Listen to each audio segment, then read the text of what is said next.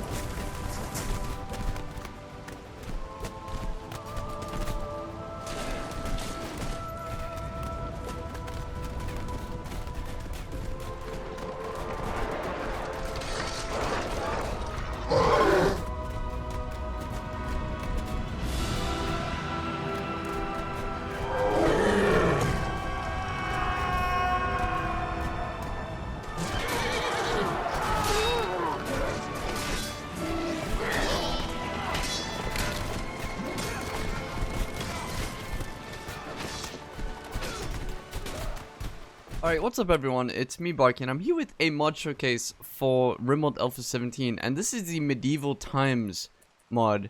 And now you've probably heard about this mod. I wouldn't be surprised if you've heard quite a bit about it, but this mod is essentially an overhaul for the beginning part of the game, and for many people it's actually an overhaul for the entire game. But the mod is not an actual overhaul in the sense that you can have the mod and you can completely ignore it. Like, you don't have to touch it, which is really awesome.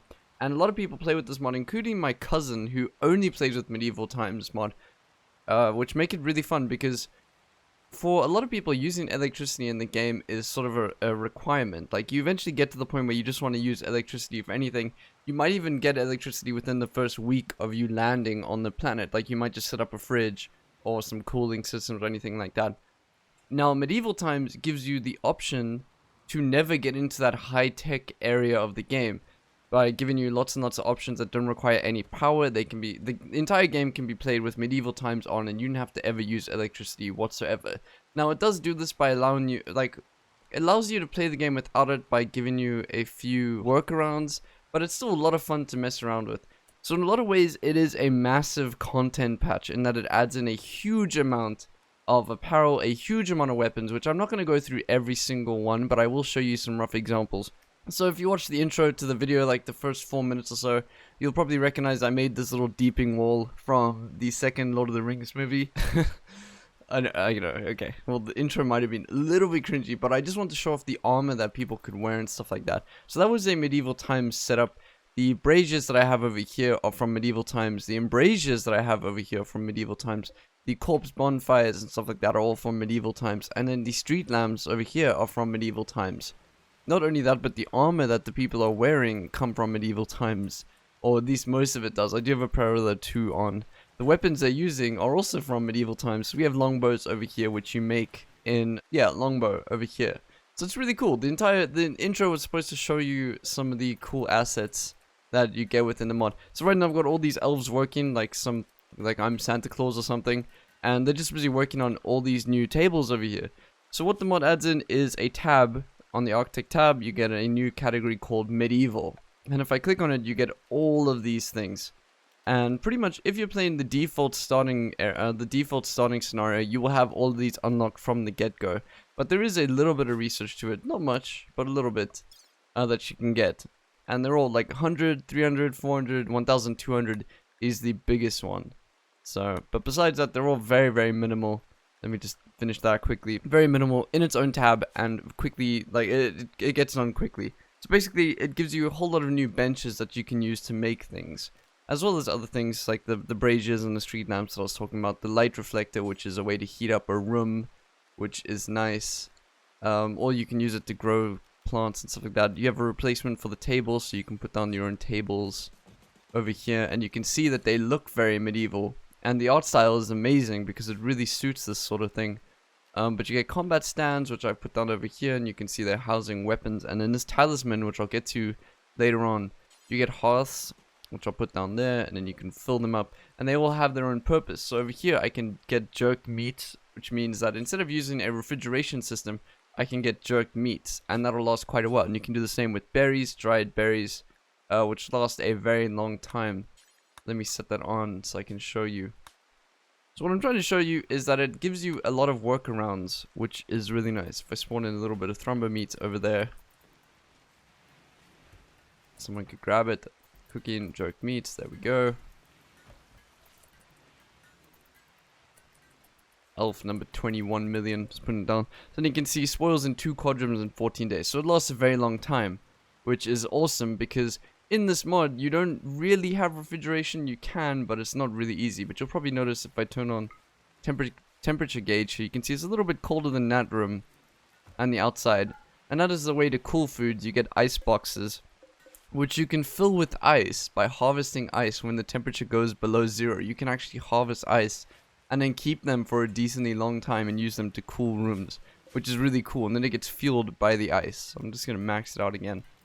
Then it runs out pretty quickly, and you'll really struggle to get a room cold enough to store food efficiently, but it will slow down the degradation of the food, which is fantastic.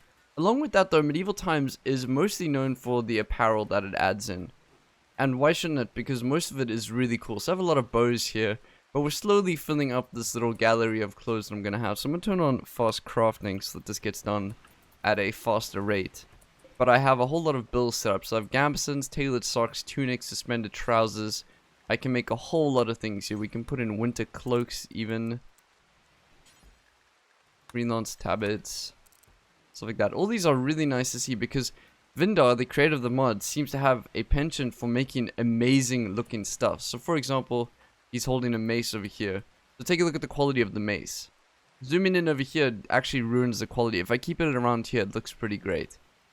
And you can just see how detailed it is. You can see the lining around the handle and all of that.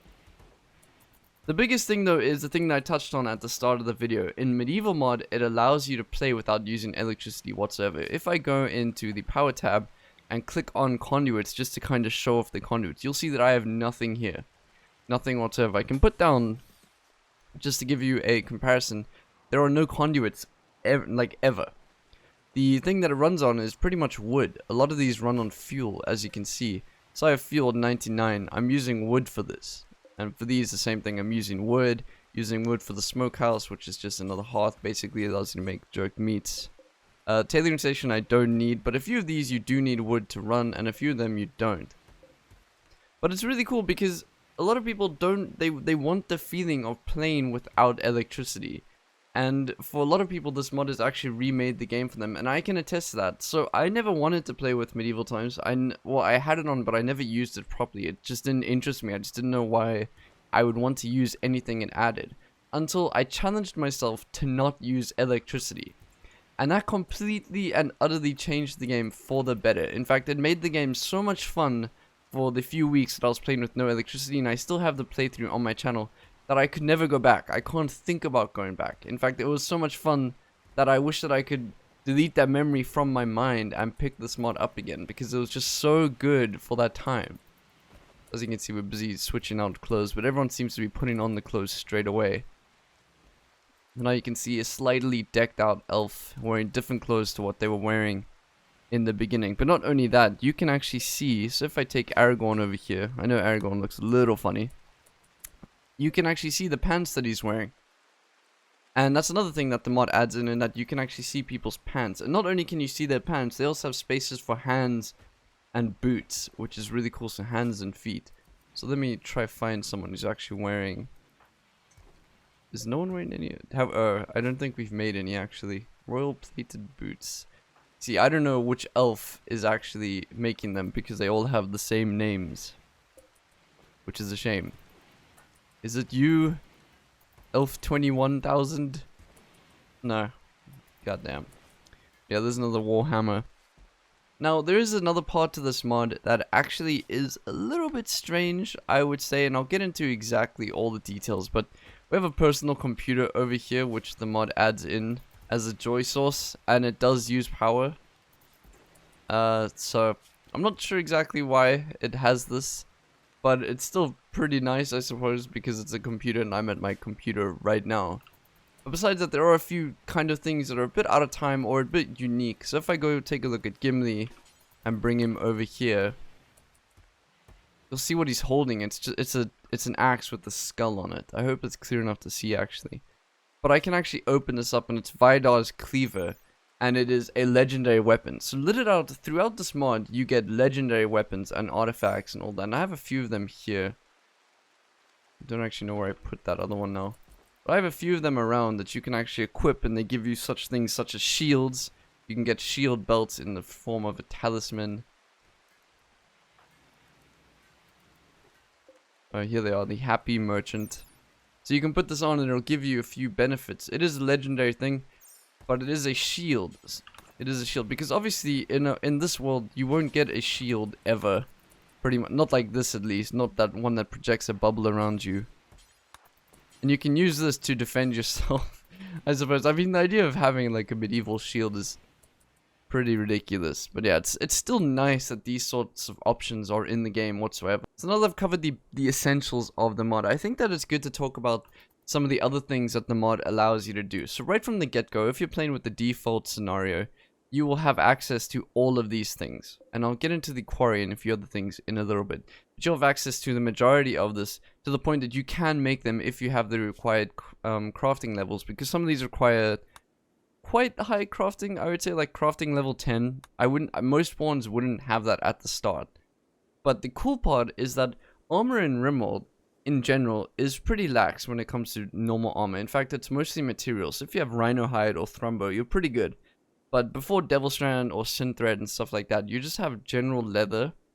And it's not fantastic. You don't have the feeling of decking out your colonists with armor. And that's where this mod really shines in the early game, in that it allows you to make your colonists you can pretty much equip your colonists with wooden armor. Like, you can make them wooden armor, like wooden plates over here, boots, braces, helmets. You get medieval grenades, stuff like that. But it allows you to have the feeling of just equipping your colonists and making them feel like a badass even at the start. And a lot of people are confused by the armor system when they first start playing Rimworld. In fact, it almost comes to the point where I myself didn't think armor was useful until I really messed around with it and could see like, oh, this is actually pretty good.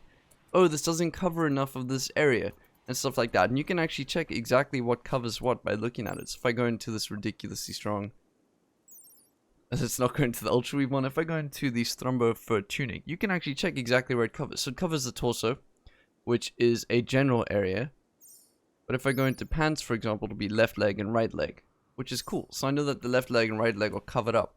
Now with Medieval Mod, it really shines, because you're going to be using melee a lot. And melee is a little bit slow, but it does quite a bit of damage on average. Like, you will hit someone pretty damn hard. And you could be chopping off limbs, you could sever organs, stuff like that. And when an armor piece doesn't cover the right area properly, you will feel it, because that armor will get destroyed, or you will take damage in that area. Like, I've had pawns lose so many fingers because they weren't wearing gloves, and I had no idea what was going on. But I didn't make any gloves. So as you can see, elf number 67 over here is carrying a pair of gloves. I didn't know this was useful. But you can see it covers left hand and the right hand, and then all the fingers and stuff like that. It also gives you a few other benefits. I'm not going to go through all the other things that the mod adds. But it was really fun to have that realization. And I really hope that you watching this give the no electricity playthrough a try, because it is a lot of fun. So now Medieval Mod does add in a few other things that aren't in the Medieval tab. I can go to security over here and you'll see it adds in a whole range of things by itself, which I can mess around with. So I can put down a few ballistas, and luckily Gimli has offered to test them out on a few goblins. So I put down a goblin soldier. He'll fire eventually. Nice, there we go. So you can see the goblin was hit from a ballista bolt, which in most cases is just a turret, a glorified turret. Although getting in a fight with Gimli is not very clever. Oh, get your head chopped off, son. Damn. But you do get a few other things. So I can put down barricades over here, and I can put down caltrops, which if you have a macro on your mouse like I do, you can just drag them, which is fantastic. It's really cool. So these are traps that have almost 100% chance of springing, which is fantastic because they will hit enemies and do a little bit of damage to enemies who walk over them. No, let you go. And then the same thing with this, although it's at 80%, they do a little bit of damage. But the thing is that it allows you to funnel people through. So you don't have turrets, and this is the closest thing to turret you will get. It makes the noise of a turret, but it's much weaker. Everything in Medieval Mod is a little bit weaker than vanilla. So you need to work around that. So for example, we have embrasures over here. People can walk through them, as you saw the goblin doing, but it gives you 80% cover. So behind these, you're relatively safe. But melee is a much bigger deal because people will walk through them. These are not the embrasures that people think about when they think about the ED embrasure mod, because people can walk through this. So for example, if I put down a few goblin war chiefs, which are just big ones, they will happily walk through this. Happily. Okay, well those guys are clever, but oh no, wait, they're going around. But as you can see, they are going up.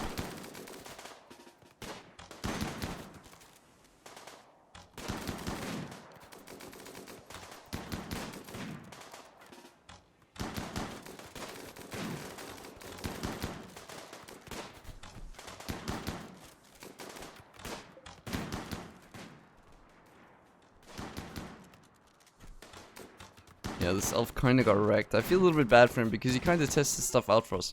So now I'm going to show you something which I really wanted to show before. So, as you can see, he is wearing really good armor on his chest. In fact, to the point where it's impenetrable, basically, because it's a modded material that I made myself. But he is not wearing such good face armor. So look where most of the damage is. Now, this is what happens in regular Rimworld 2. Just keep that in mind. And I was speaking about this earlier. But in Medieval Mod, it really shines. This is when the mod really shows off what it can do and why it's so important to actually start armoring your pawns from the beginning. So Aragorn, he was wearing a shirt. I think it got destroyed somehow. Anyways.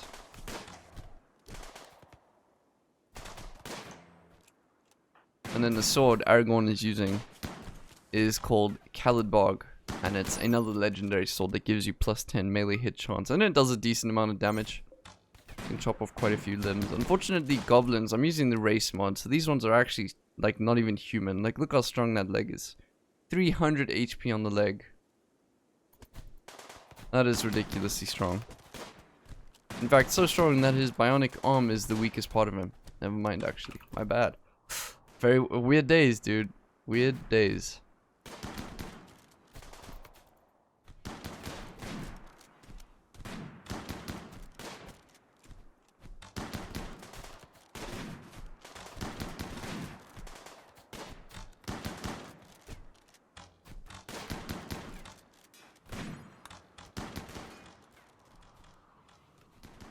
besides that, there are a lot of things to the medieval mod that you can go ahead and discover for yourself. Like, for example, you can make your own growing zone using these growing boxes, gardening boxes, and putting down a light reflector next to them, and then filling that with fuel.